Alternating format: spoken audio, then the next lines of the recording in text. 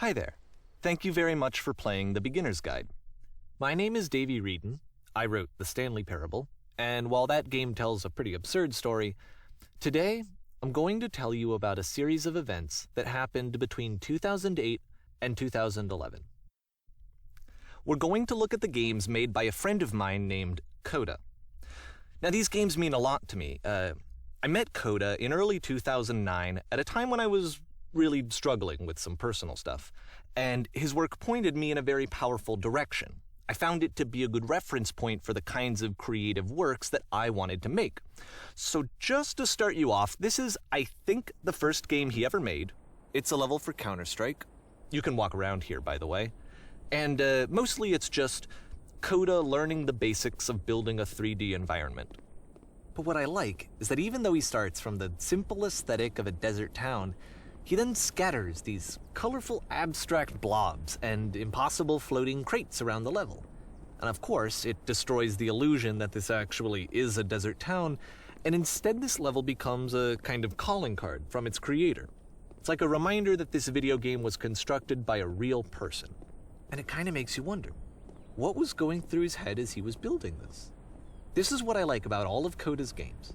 I mean, not that they're all fascinating as games, but that they are all going to give us access to their creator. I want us to see past the games themselves. I want to get to know who this human being really is. And that's exactly what we're going to do here.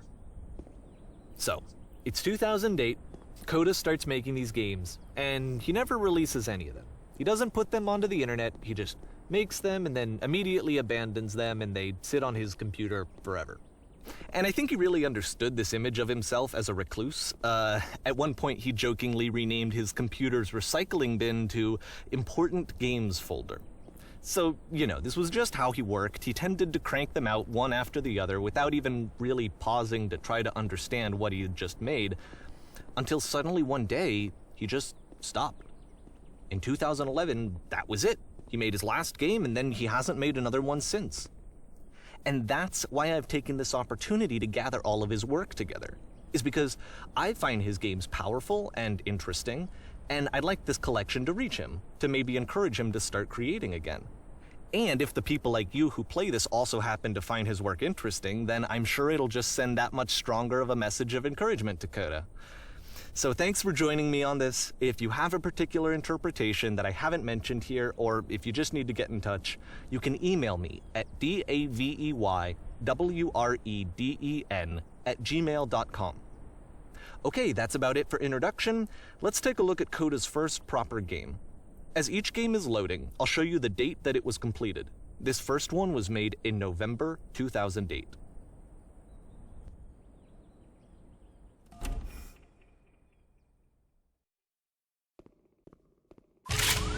Warning. Whisper machine active. Shift destruction imminent.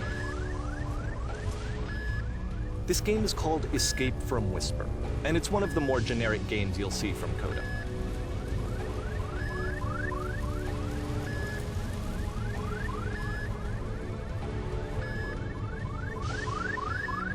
You can click to fire the gun. Security call breached. Hostile alien life forms inbound. It kinda looks like this game was abandoned mid-development. For instance, you have this gun, which you'd think would indicate that there are supposed to be monsters or enemies somewhere, but then clearly there are no enemies anywhere. You can't even reload the gun when you run out of bullets. But ultimately we don't really know. Maybe Coda thought that actually it was complete the way that it is. And I think that we should talk about his games for what they are, rather than for what they're not. Enemy force neutralized. Begin ship evacuation.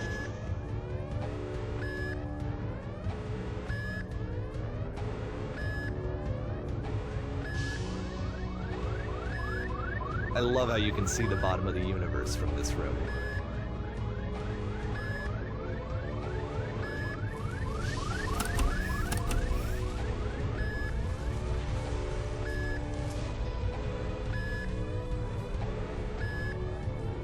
Apparently this space station has a labyrinth on it. Sure, I don't know. There's really no reason for it that I've ever been able to discern, so in the interest of time, I'm just gonna skip you on past it.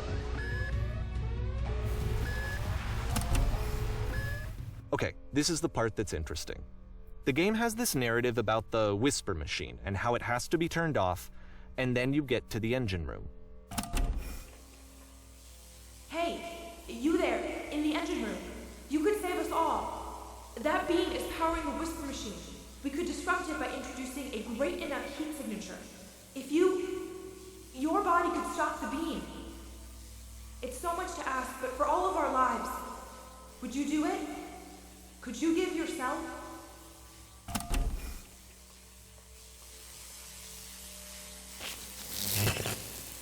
Let me pause here for a second. What you just experienced, stepping into the beam and then dying, is probably what Coda had initially intended when he was developing this level. But when he first compiles and plays it, something goes wrong. There's a bug somewhere. And this is what happens instead.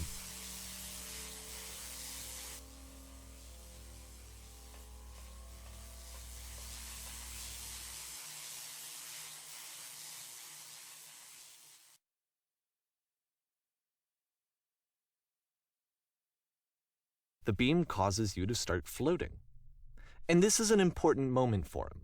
Because yes, this is technically a glitch, but Coda identifies something human about it, like how small it makes you feel in the face of this larger chaotic system.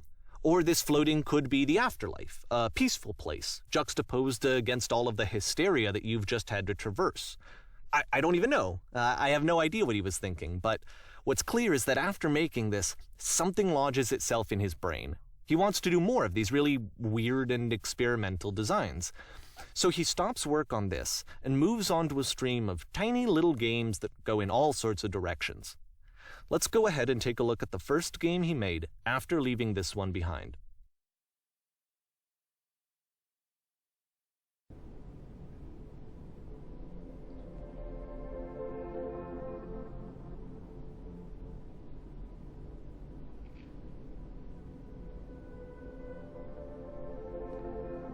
Yep, in this game you can only walk backwards.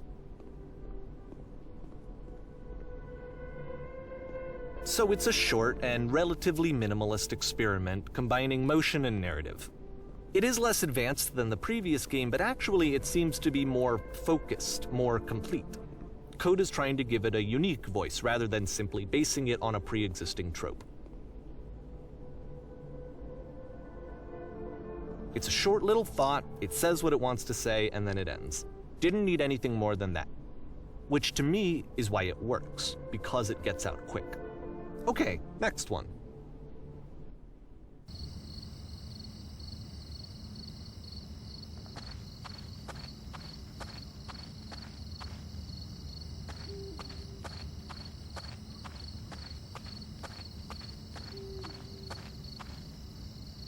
And that's it. Okay, the meaning of this game won't be clear just yet. Please be patient with me for a few more games, and I promise you'll see what makes it interesting.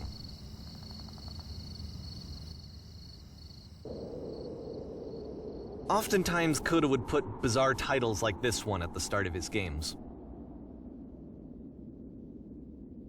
I wish I'd known him at the time that he was making these early games.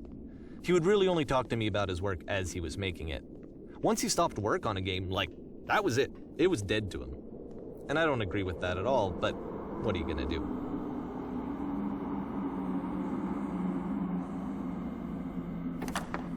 Once you've been slowed to an absolute crawl, the door at the top of the stairs opens. So why, if Coda's not showing these games to anyone, why bother opening the door at all? Well, to show you, I'm modifying the game here so that when you press enter, it'll bring you back up to full speed so you can enter the door for yourself.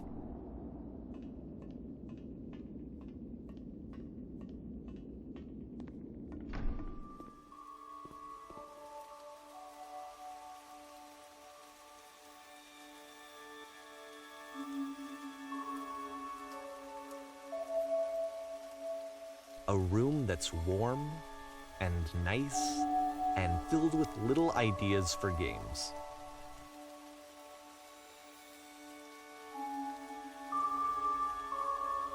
Coda would often tell me that he didn't mind if people thought of him as cold or distant. He said that he knew that he was actually a vibrant and compassionate person, but that it takes time to really see that. it can be a very slow climb to get there.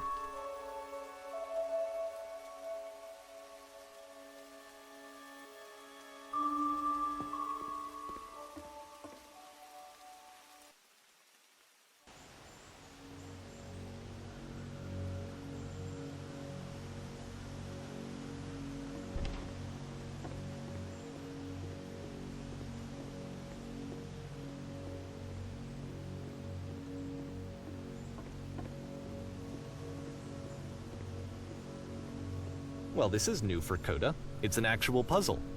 Go ahead and see if you can solve it.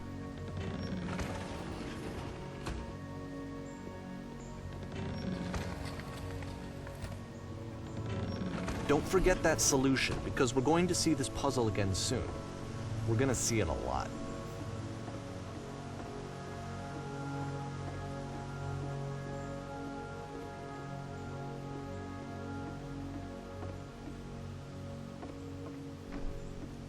So that seems to be it, right?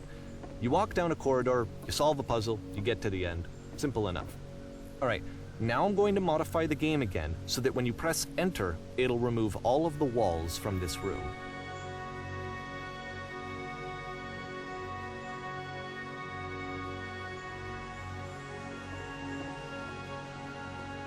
How about that? There was more to it than we had any way of knowing. I actually find it funny that this game comes after the Stairs game, since they essentially convey the opposite idea. So, in the Stairs game, a dull exterior concealed a rich interior. And then, in this level, a dull interior hides this fantastic outer world. Either way, I think that the point is the same, is that most of the time you don't get to know what you're missing, or even that you're missing anything. That's not your role as a player. So if your role here is not to understand, then what is it?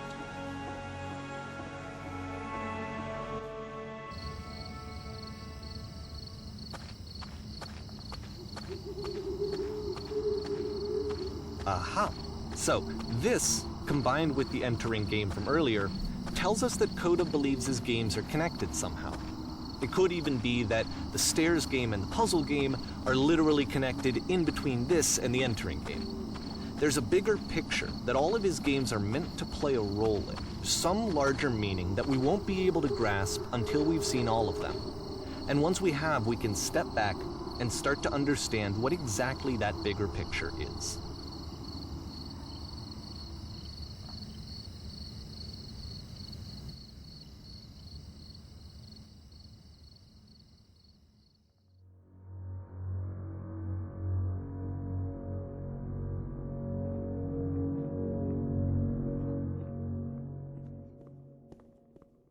Let's talk about video game development for a second.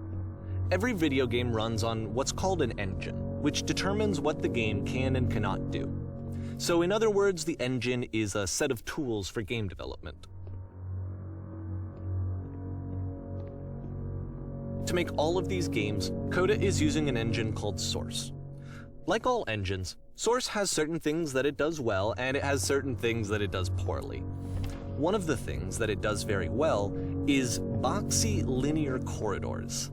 That's why so many of Coda's games are set in these large, flat, empty rooms, is just because he's working with what the engine does well. The tools available to the creator shape what kinds of creative work they're going to end up making. You might consider paying attention to the architecture in Coda's games, to notice how they seem to stem from an engine that's very good at producing linear, boxy corridors.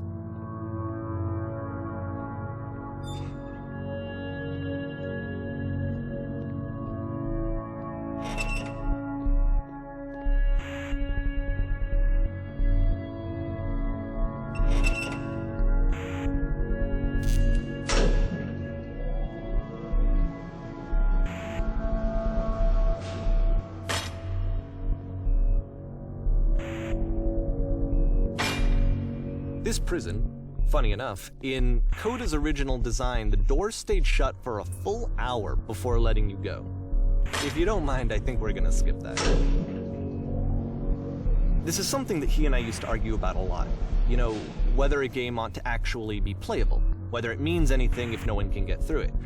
And I would always defend that, you know, all this work goes into the game, why not make it playable and accessible? And so we just got into heated arguments over it, and there was one time that after one of these conversations, he went home, and a day or two later, he sent me a zip file entitled Playable Games that was full of hundreds of individual games, each of which was just an empty box that you walked around in and nothing else. Believe me, I played every single one of those just to find out if there was like a gag hidden somewhere. There wasn't.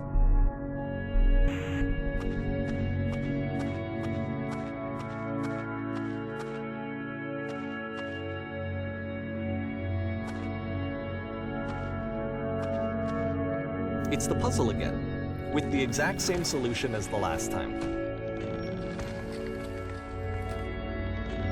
There's still no clear indication of what makes this puzzle so special that Coda is going to return to it over and over. But I promise I'll share with you my interpretation very shortly.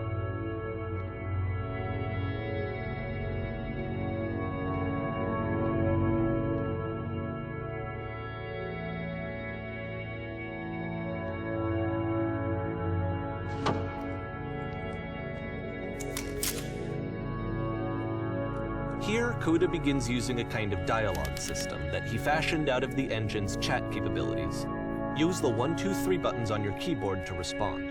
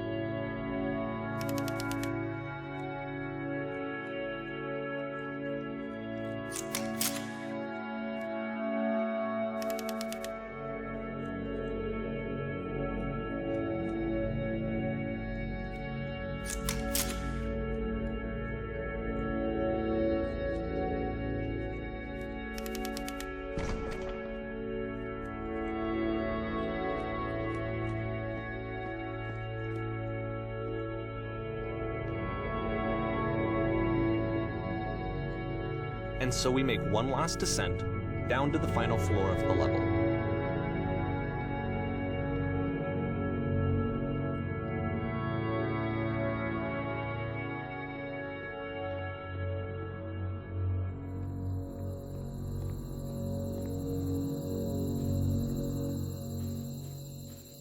It's a lamppost. Okay, I can't tell you quite why, but for some reason Coda fixates on this lamppost. It's going to appear at the end of every single one of his games from here on out. I'll tell you what I think.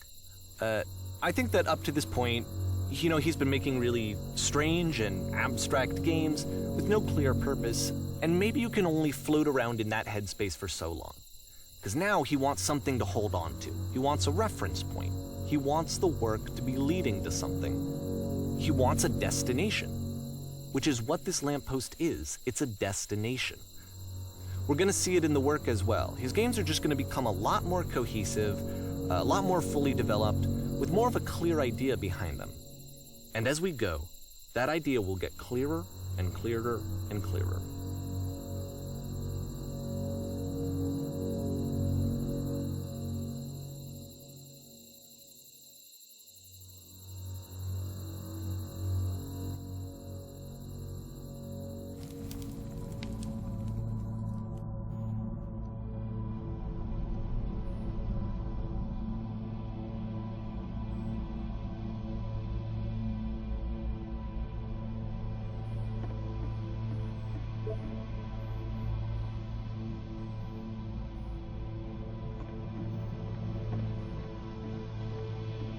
So first off, I'm sure you can deduce this, but this game is not connected to the internet.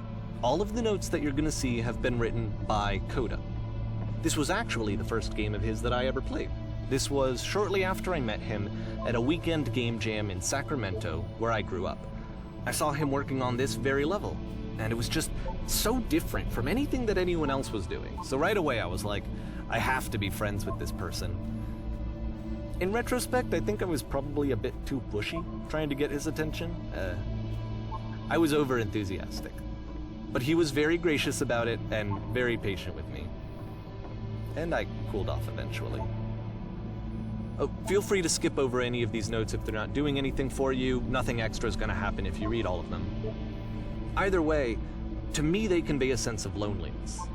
I see this person who's filled with thoughts and feelings and beliefs and has no way to express them except as scattered and unheard voices in a game that wasn't meant to be played.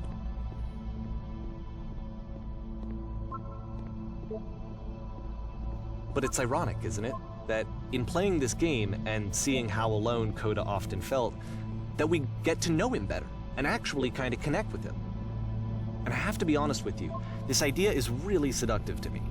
That I could just play someone's game and see the voices in their head and get to know them better and have to do less of the messy in-person socializing.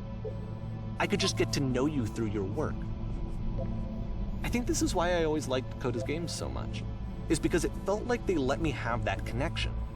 I felt as though he was inviting me personally into his world. And then I feel less lonely too.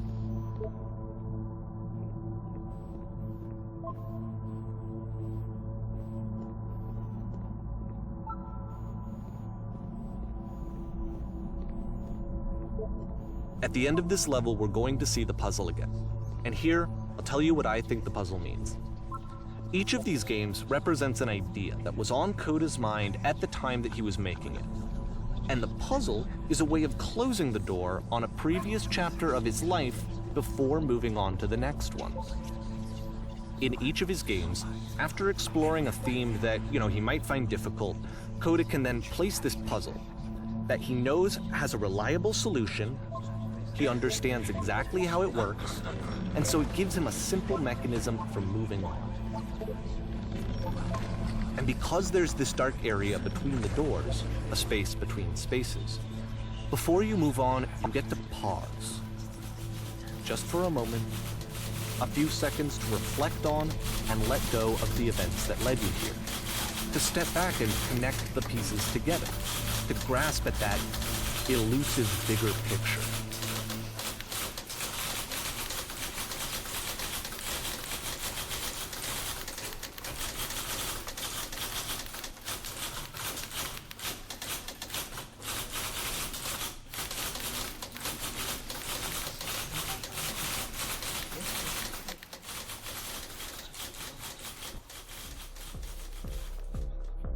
Okay, this one is tough.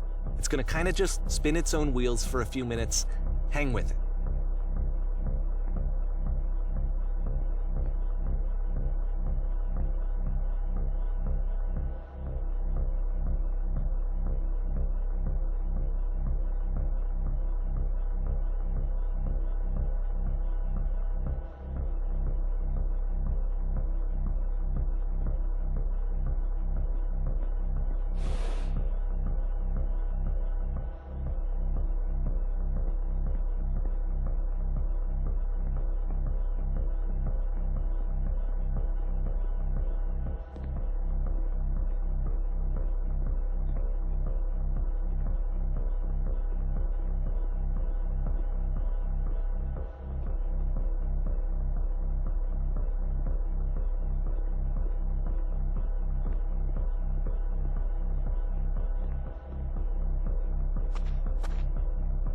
See, this is it, the whole game, and there's nothing that's particularly interesting about it. You just walk to the end of a hallway. Except, for some reason, Coda gets really fixated on this prison that has all of this modern furniture. And I don't know why, but he decides he needs to revisit this prison. He's gonna start over, use the same assets, turn it into something else. Okay, cool, here's version 2.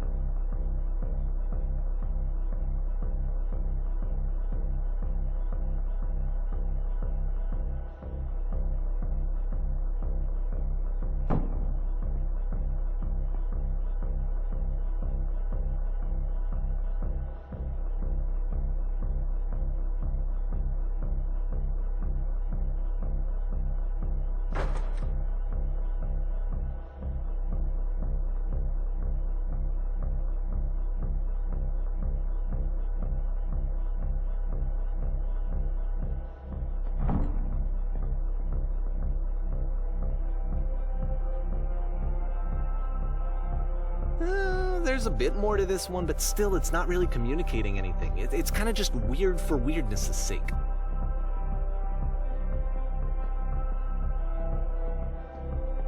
So okay, he throws it out and starts over. This time he comes at the prison idea from a different direction.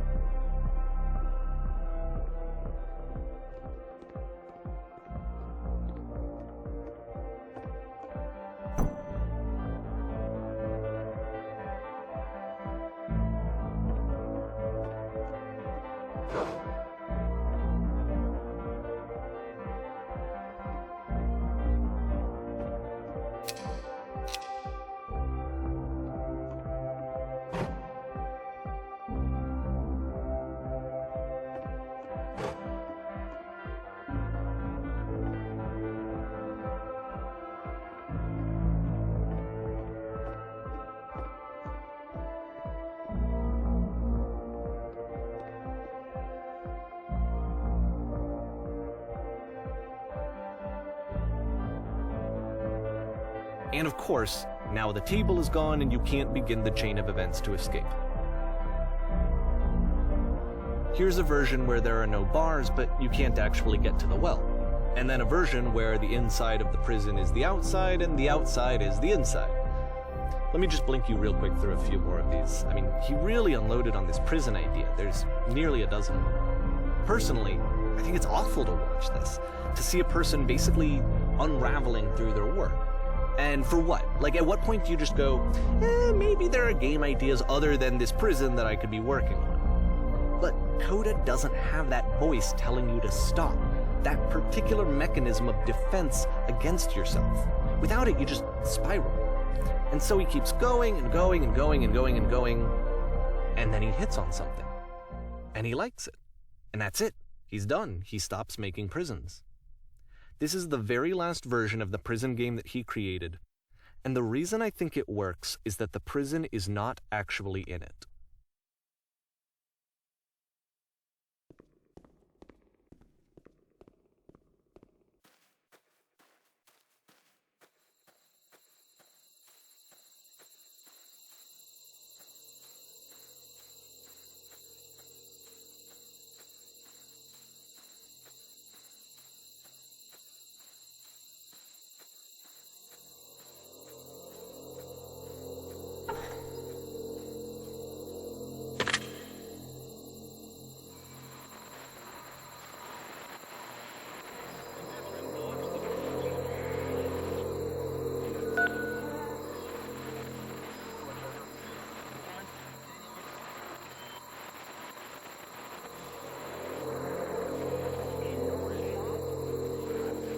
It's a conversation.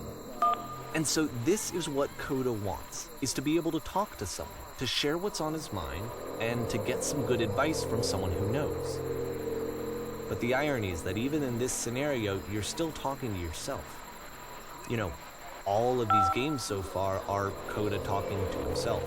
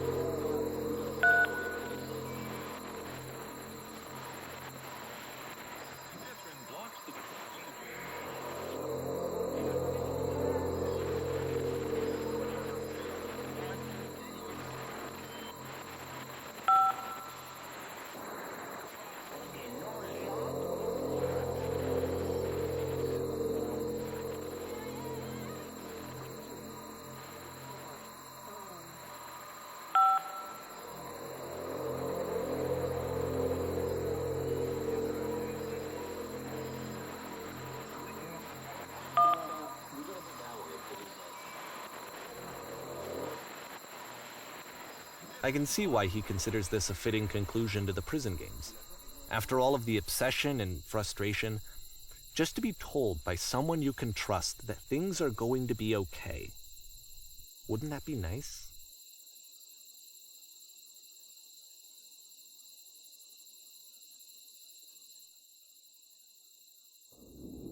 So what would it look like if Coda wanted to make a game about talking to someone other than himself?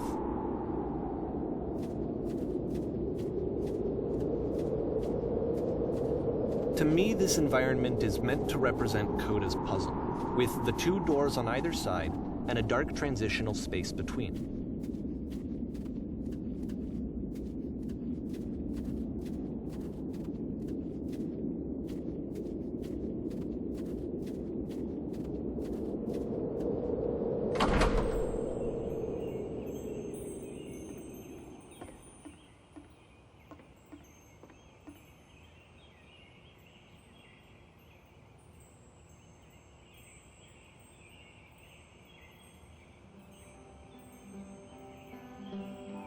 You'll notice that the quality of the art is a step up from previous games, including this new and improved chat system, which he started using from this point on. From here on out, he begins putting much more effort into the visual polish of his work, and this particular game took 2 months to create as a result.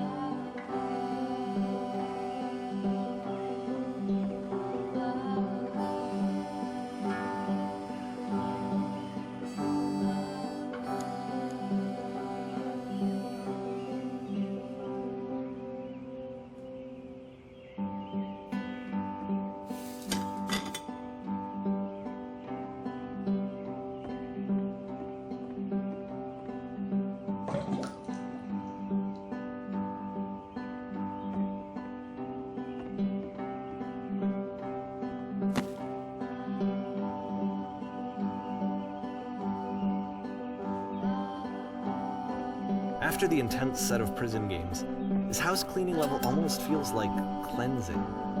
It's the moment after a particularly difficult or traumatic experience where you just need to let it sit and digest inside of you, and eventually cohere into something meaningful.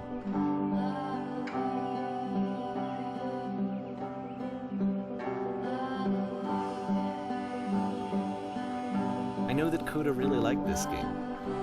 Of all of his work, actually, this was the only one that he called me up to ask me to come over and look at it. This was during a period of a few months where he was like grossly happy all the time, just walked around with a constant smile on his face.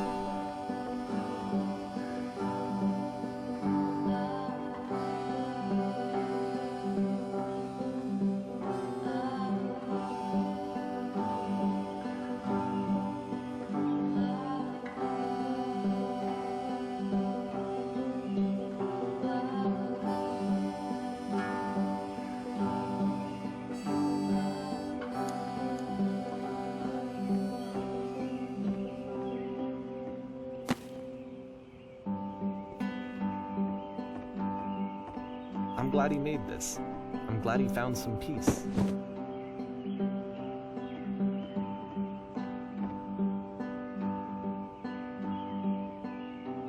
But, of course, it can't last.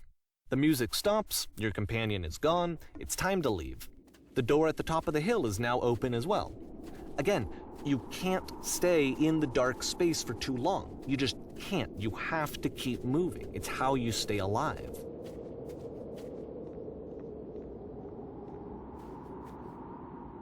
Which is the whole point of the puzzle doors, right? That sooner or later you have to pick up and move. I really thought that was the point of it.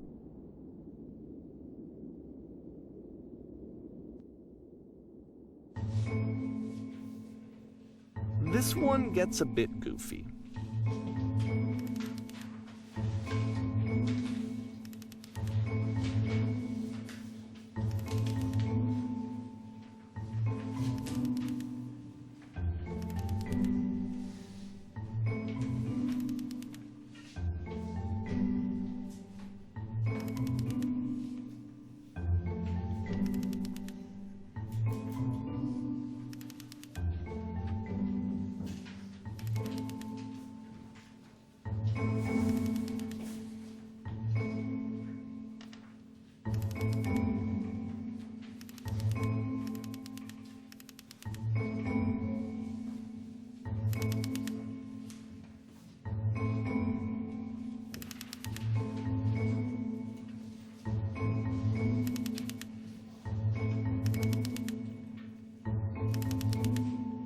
About halfway through the game, the perspective shifts.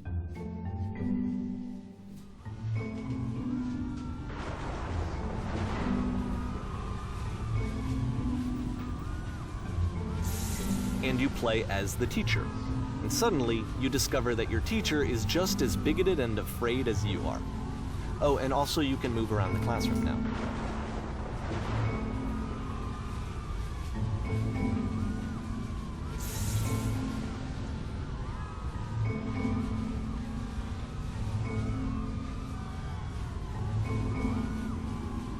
I fell pretty hard for this one. I feel like it's one of the most relatable experiences that you can have. To assume that some other person is perfect and totally fulfilled in every way, and completely miss all of the little flaws that make them painfully human. I think about this game a lot these days.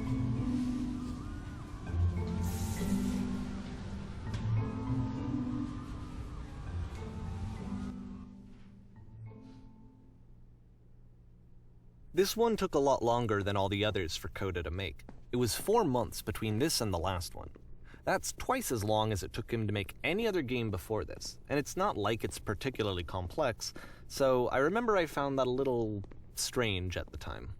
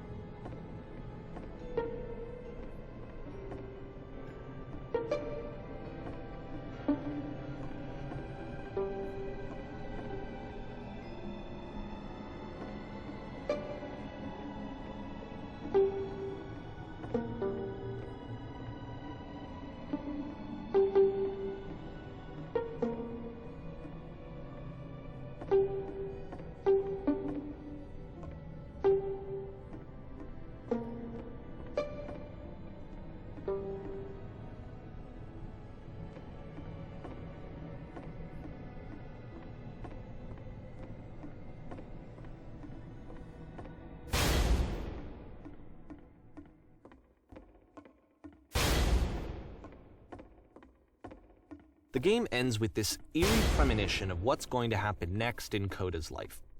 The solution to social anxiety, to fears of having to perform and having to chase success, the answer for Coda is to withdraw, to hide himself away. Which is what leads to scenarios like the stairs that slowed you down several games ago, where it just becomes harder and harder to access Koda's inner landscape because he keeps retreating. He just keeps backing away from possible connections to anyone other than himself. And to be honest, I didn't consider it very healthy when I first played this game. You know, it looked to me like he was trying to justify the idea of just disconnecting yourself from the world. And that wasn't what I wanted for him or for his games. Because I feel like a lot of his games are inviting me to connect with this person, to bring him closer. But what can you do? After this, Koda went off and took another 5 months to make a new game.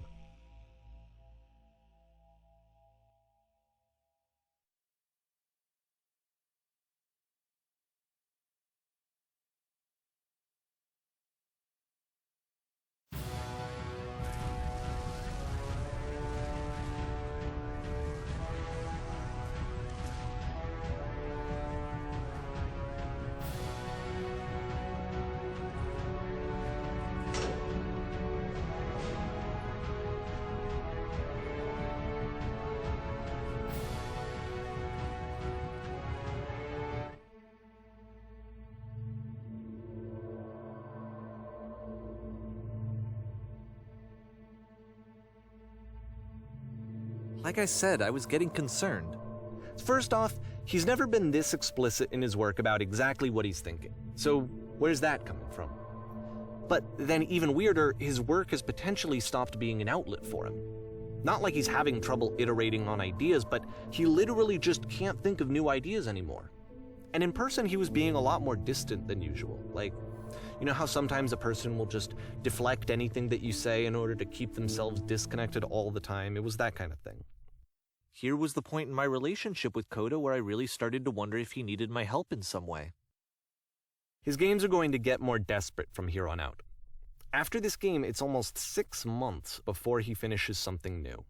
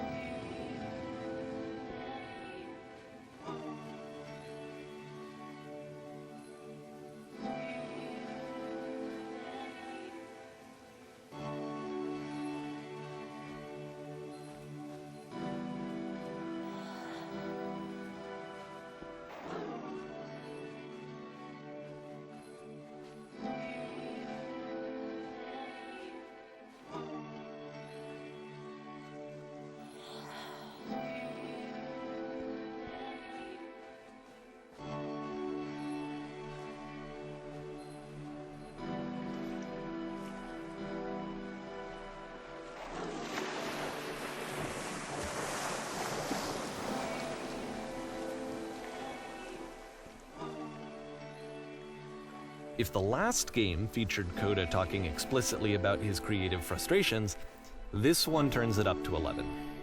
Now, put yourself in my shoes playing this. Here's a friend whose work is exhibiting signs of struggle, frustration, anxiety, depression, even. And yet, still, he keeps making games. He keeps throwing himself into the grinder even when he clearly doesn't have the energy for it anymore. Why? What is it for? Because from my perspective at the time and just what I knew of him, this was a result of how isolated he was. He was in his own little bubble, just sitting at his computer all day, not really showing these games to anyone, not releasing them onto the internet, and so he didn't have anyone outside of himself to connect with. He had no outlet to ground himself on.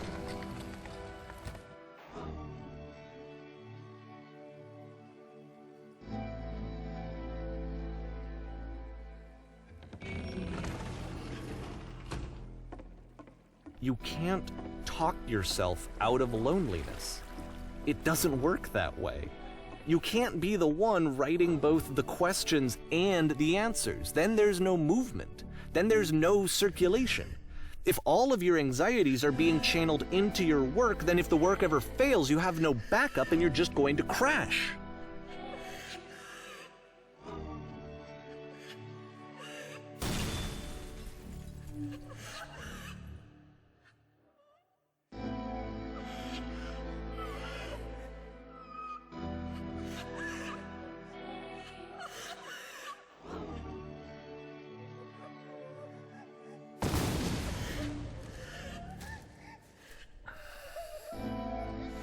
Seeing this game at the time that he made it, it looked really unhealthy to me. I was watching him do this to himself, and I hated it. I hated seeing him so trapped. It's like, video games are not worth this amount of suffering. This is someone I really cared about, and I used to get so much joy out of seeing him create. For him to suddenly become angry and frustrated like this, it was the worst thing for me. I don't know. This is what I felt sometimes. I don't know how else to explain it. I wanted it to stop more than anything. I had never felt so rotten. I needed more than I had ever needed anything for this to stop. But it didn't stop. After finishing this one, Coda takes another 7 months and comes up with a new game.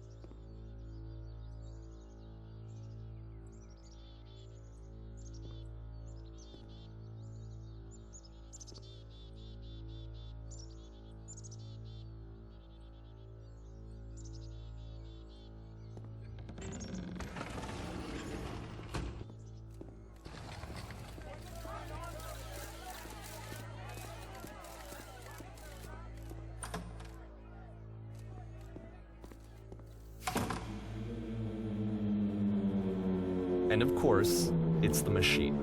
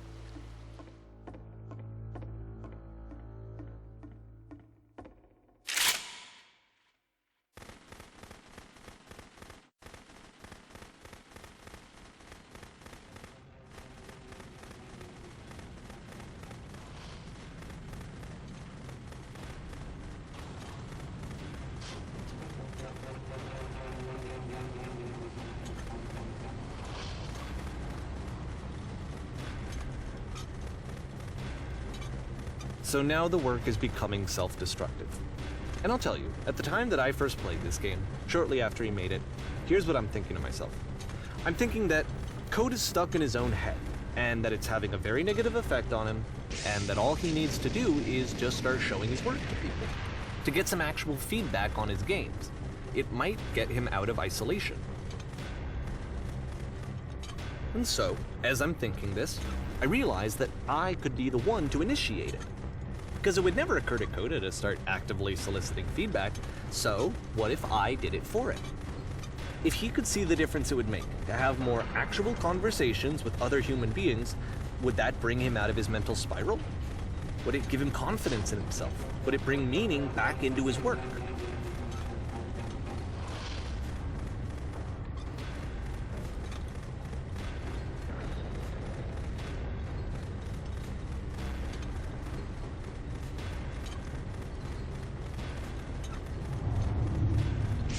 So I started showing Coda's work to people. I took this one, and the islands which you just played, the theater, the notes, the house cleaning game, and some of the prison escape games. I brought them to people that I knew and trusted. I asked their opinions. And the great part is that they really loved his games. You know, the point of it all was just to give him some external reference point, but they genuinely loved his work. There was nothing for him to be afraid of.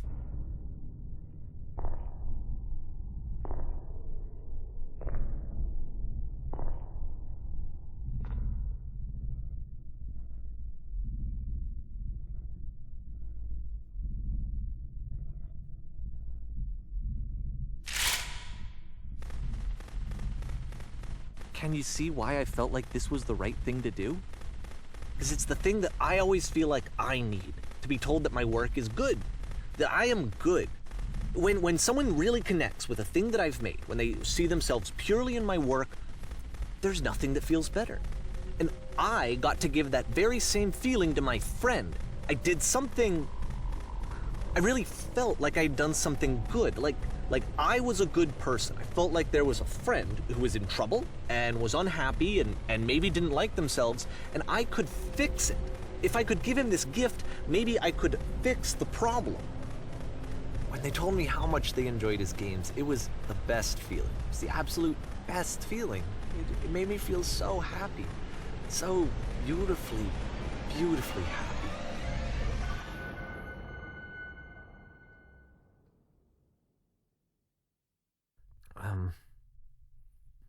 So anyway, Coda finishes this game, and then really he just kind of takes off for a while. So this is June of 2011, and I didn't hear anything from him for several weeks, I guess. And so out of nowhere, one day I get an email, and it's got a private link to a new game of Coda's.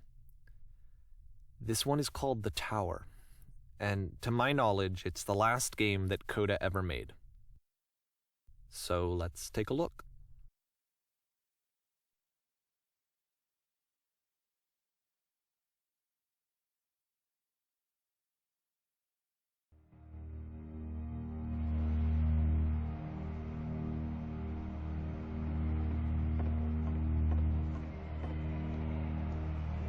And this is where I have trouble saying anything meaningful about Coda's work. Because more than anything else, the tower just feels distant. It feels like it's trying to distance itself from the world. It's a very cold game.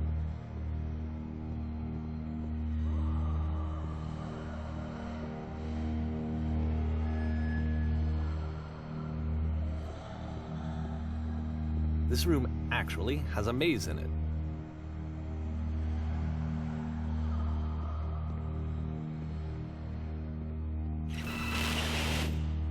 Except that all the walls of the maze are invisible. And then every time you touch one of the walls, there's this awful flashing and noise, so the experience is really miserable.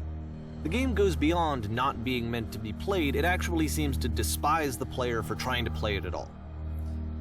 But I do want to show you the rest of the levels, so when you're ready to continue, press enter and I'll put a bridge over the maze.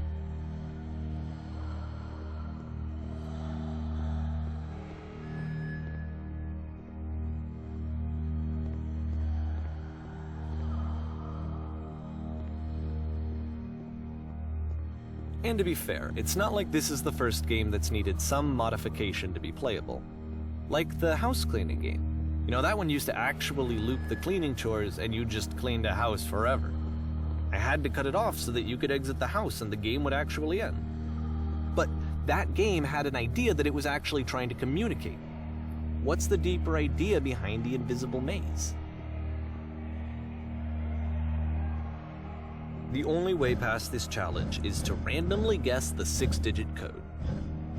Like the invisible maze, it's frustrating to me, because it's the opposite of everything else that Coda has made. It doesn't encourage thought or engagement. It doesn't ask anything of me, except a lot of my time. If I could have reached him during this time, then maybe I could have asked him, but I couldn't. I still don't really understand why this is here. I'll put the code on the ground for you here, though, so that we can move on.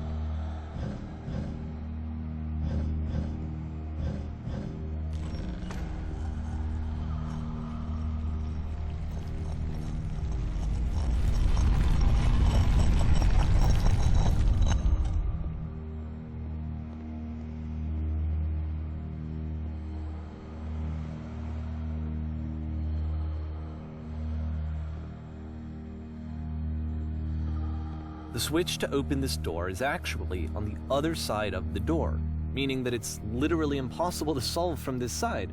So even if you somehow brute forced your way through the first 2 challenges and you got to this point, there's actually just no way to progress. And it's scary for me, the idea of Coda cutting himself off entirely, just saying, that's it, that's the end of the conversation, not giving me any way to fix the problem. I feel like a failure, I guess, when I can't fix the problem. But I can open this door for you, so let me do that.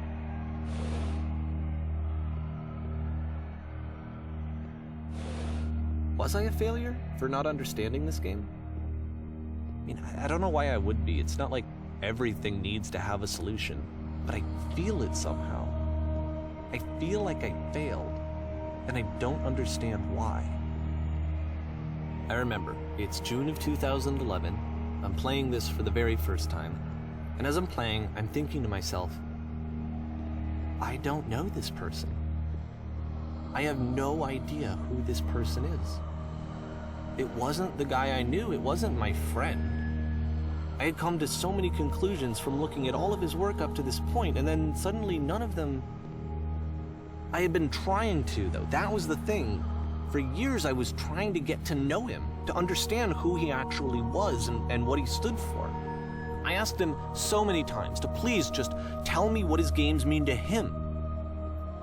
I asked him please to tell me what the 3 dots mean. And he wouldn't.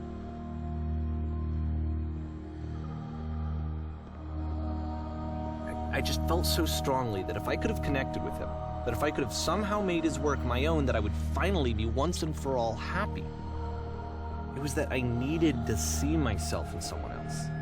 I needed to be someone other than me.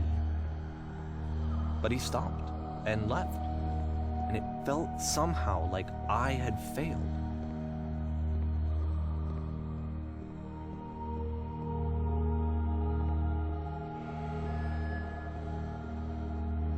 Where did I screw up?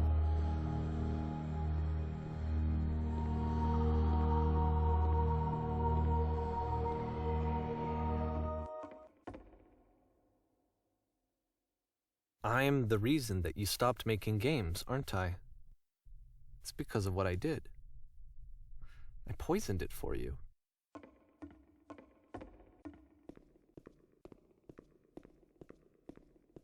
I don't think I ever told you this, but when I took your work and I was showing it to people, it actually felt... it felt as though I were responsible for something important and valuable.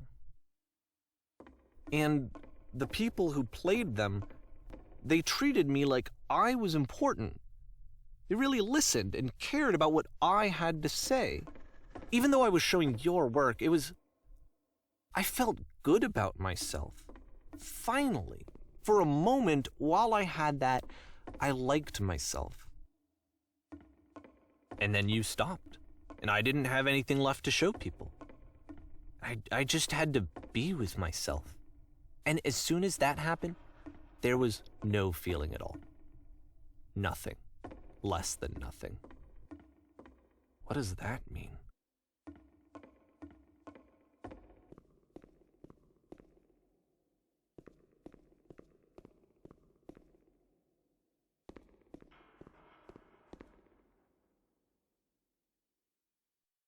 I'm afraid that I did something really stupid because I don't like myself.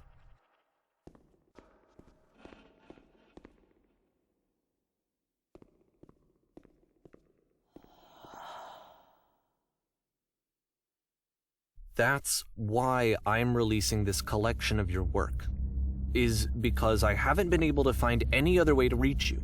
I've tried everything. And so a part of me has hope that if I put this compilation out into the world, and if I put my name on it, that maybe enough people will play it so that it'll find its way to you, so that I can tell you that I'm sorry. I know I screwed up. If I apologize to you truly and deeply, will you start making games again? Please, I need to feel okay with myself again. And I always felt okay as long as I had your work to see myself in. I mean, is something wrong with me? Because I know that I did an awful thing, and I'm doing it again right now. Like, I'm showing people your work, but I can't stop myself from doing it. That's how badly I need to feel something again, like I'm an addict. There has to be something wrong with me. Can I apologize? What if I tell you I was wrong? Will that work? Will that fix it? I don't know. I don't think it will, but there's nothing else that I can do. Just tell me what you want. I'm sorry. I'm sorry. Please, start making games again. Please help me. Please give me some of whatever it is that makes you complete. I want whatever that wholeness is that you just summoned out of nothing and you put into your work. You were complete in some way that I never was. And I want to know how to be a good person. I want to know how not to hate myself. Please. I'm fading, and all I want is to know that I'm going to be okay.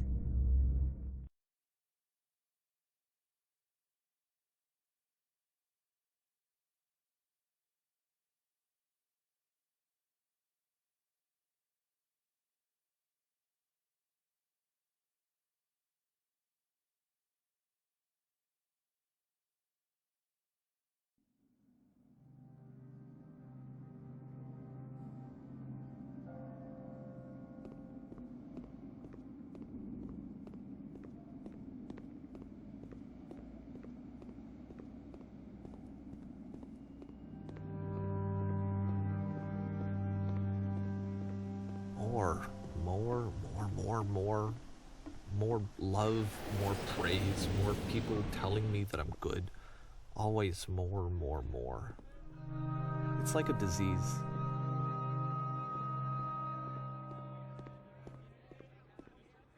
Solution.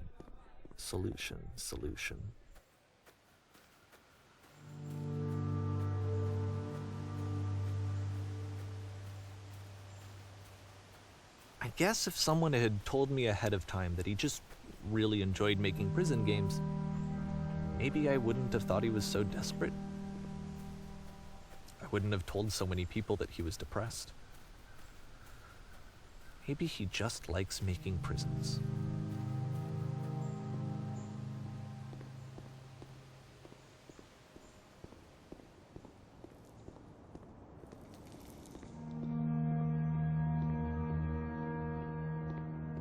Even now, the disease is telling me to stop.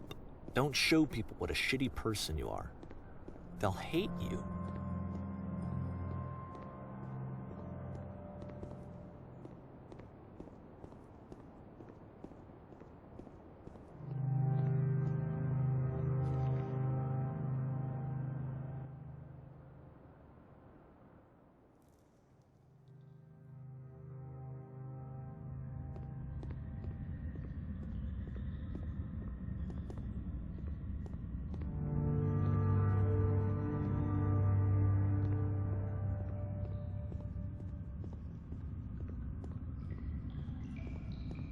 If I knew that my life depended on finding something to be driven by other than validation, what would that even be? It's strange, but the thought of not being driven by external validation is unthinkable. Like, I actually cannot conceive of what that would be like.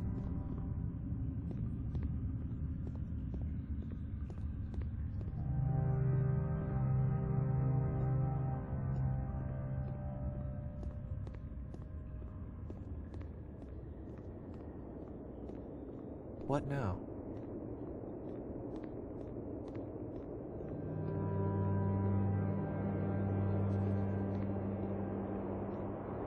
think I need to go. And I'm sorry, because I know that I said that I would be here and I would walk you through this, but I'm starting to feel like I have a lot of work to do. I have a lot that I need to make up for, and so I'm just gonna... Okay.